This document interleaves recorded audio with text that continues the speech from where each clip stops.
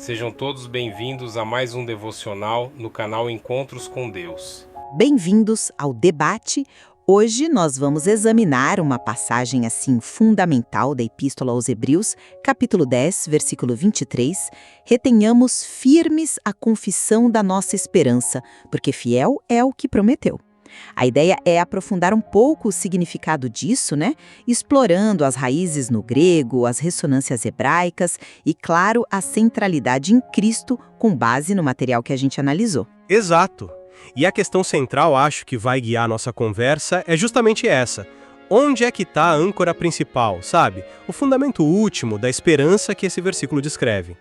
A ênfase maior está na fidelidade de Deus, no caráter dele que fez a promessa, ou será que o peso maior recai sobre a obra de Cristo, já consumada, e a mediação dele, que não só cumpre, mas, garante e torna essa esperança acessível para nós? Exatamente.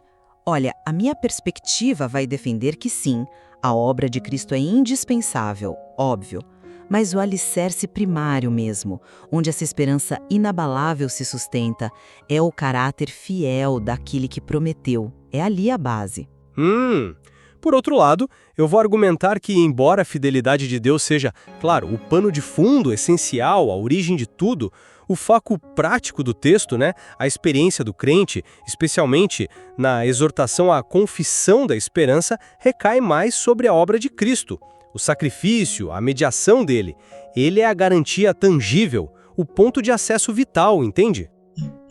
Pois bem, deixa eu começar então apresentando minha posição. A solidez da esperança que a gente está falando aqui, a elpis no grego, que, como a gente sabe, não é um desejo vago, mas uma expectativa segura, confiante, ela tira sua força diretamente da justificativa que está ali no texto. Porque fiel é o que prometeu.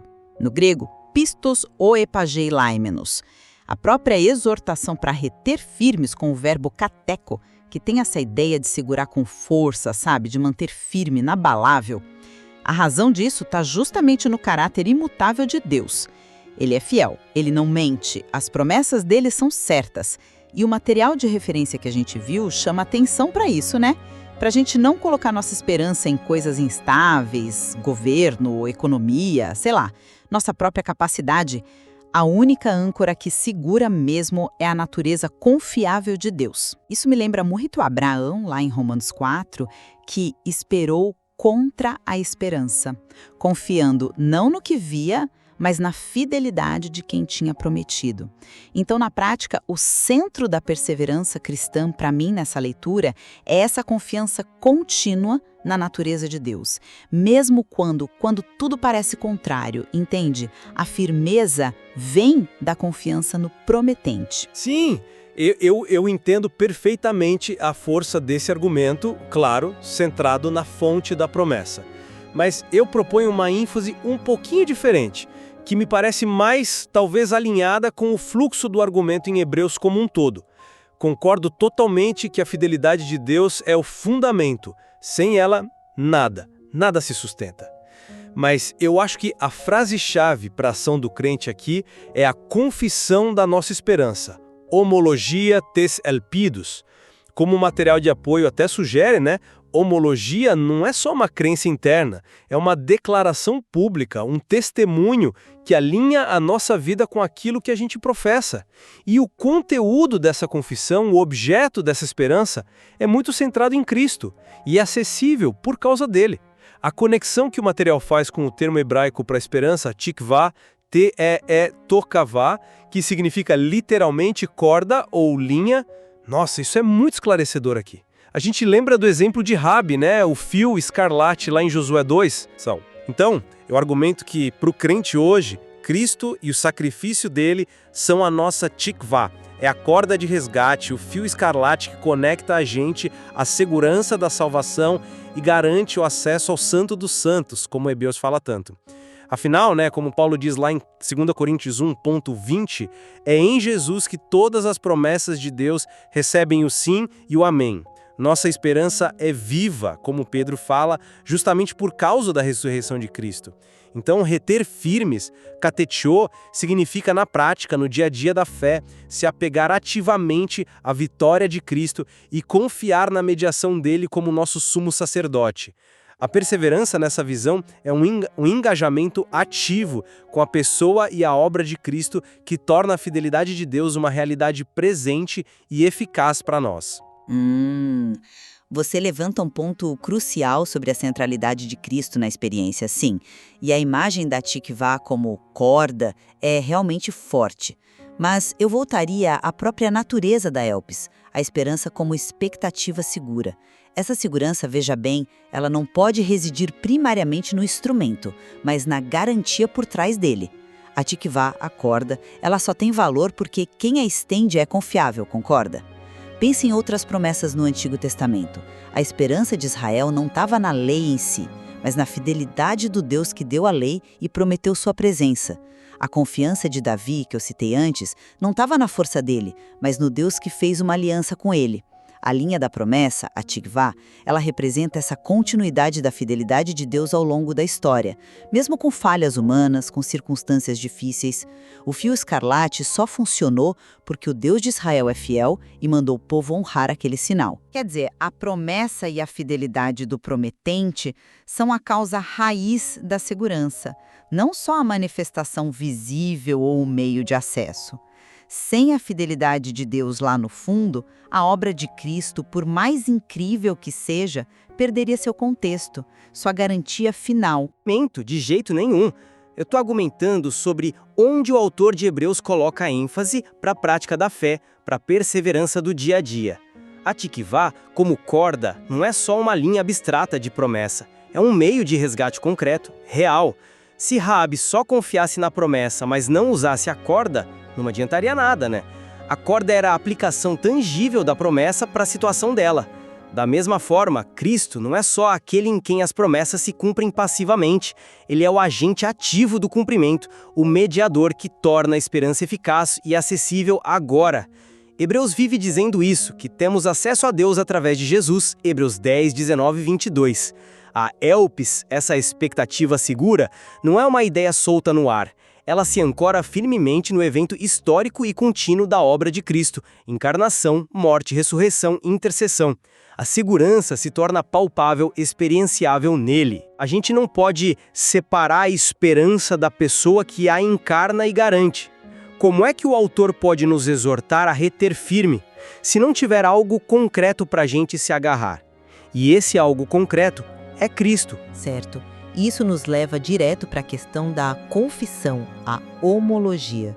Você argumenta que ela é inerentemente cristocêntrica, e eu concordo totalmente que o conteúdo explícito da nossa confissão é a esperança em Cristo Jesus. Ninguém está negando isso. A questão é o que dá poder, o que dá validade para essa confissão.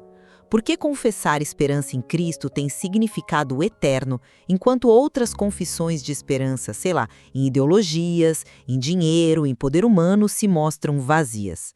A resposta está, em última instância, na fidelidade daquele que está por trás de Cristo, o Pai, que o enviou, que arquitetou todo o plano da salvação. É a confiabilidade da fonte que autentica a confissão, entende? Se Deus não fosse fiel, a promessa de vida eterna através de Cristo seria incerta. A homologia é poderosa não só por causa do seu objeto, Cristo, mas fundamentalmente por causa da natureza do Deus que garante a eficácia da obra desse objeto. É a fidelidade do prometente que ancora a verdade daquilo que a gente confessa. Pensa na audiência original de Hebreus, né? A tentada abandonar a fé.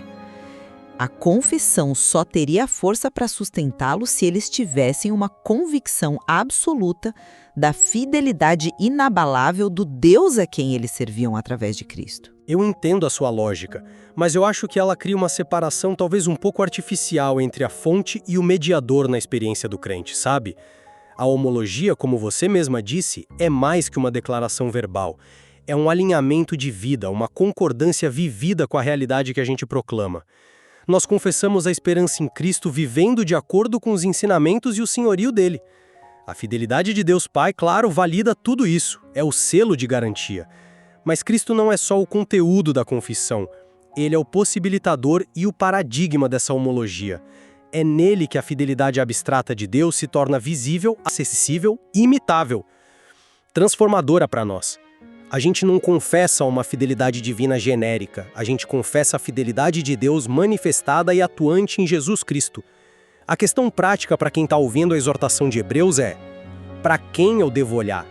Em quem eu devo confiar explicitamente para viver essa confissão? E a resposta que o livro de Hebreus dá o tempo todo é: olhem para Jesus, autor e consumador da fé. Hebreus 12.2.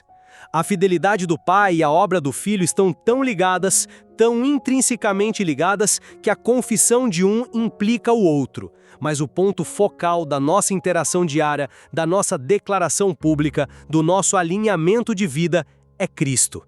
Como a gente pode confessar publicamente a fidelidade de um Deus invisível, se não através daquele que o revelou e nos conectou a Ele?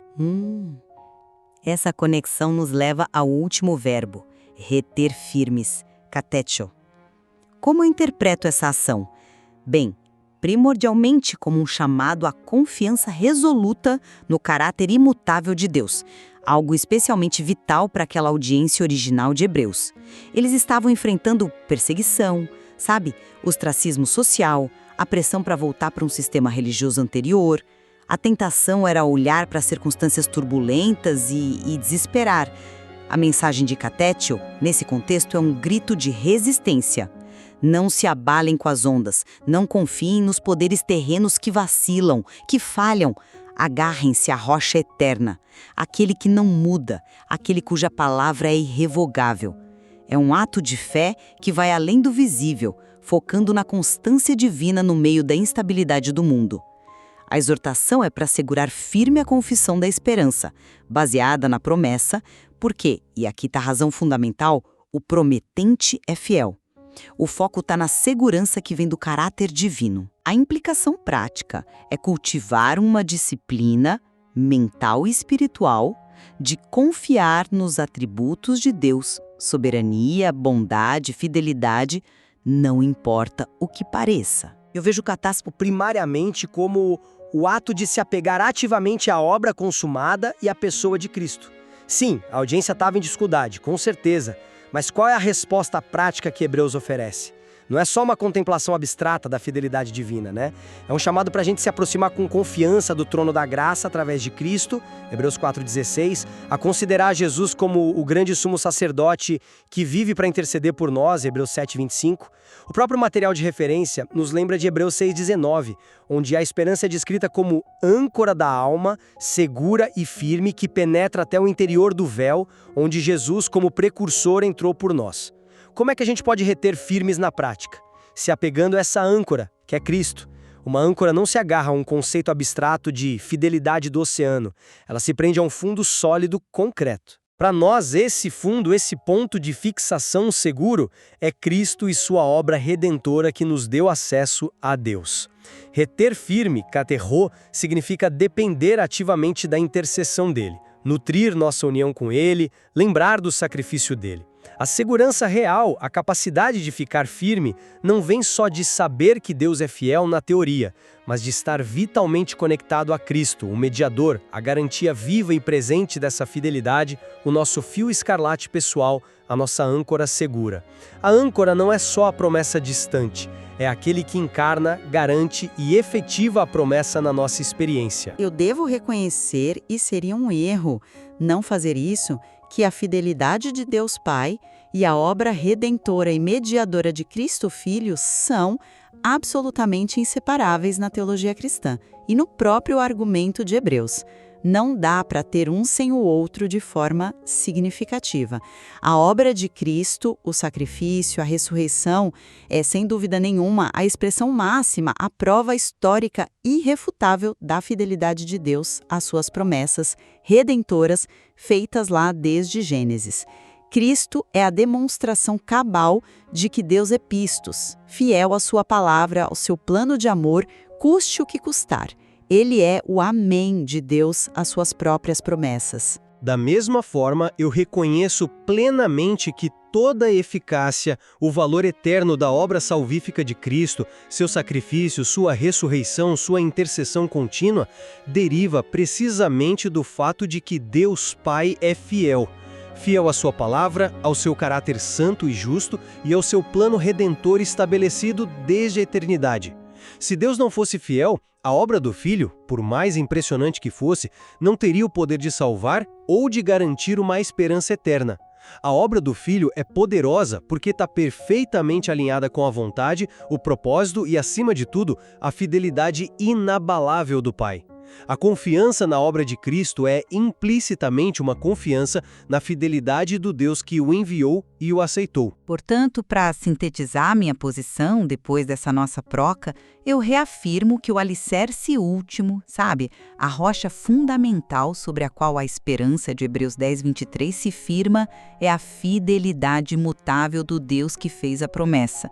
É essa constância que é intrínseca ao caráter divino que origina e garante todas as promessas, incluindo a maior delas, a redenção em Cristo. Essa fidelidade que nos capacita e nos comanda a reter firme a confissão dessa esperança, pois aquele que prometeu é digno de total confiança.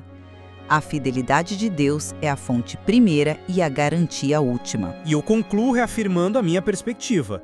A esperança mencionada nesse versículo, para ser uma realidade vivida, confessada, homologia e retida firmemente, catechou, pelo crente no meio das lutas, ela se torna acessível e eficaz através da obra específica e concreta de Jesus Cristo.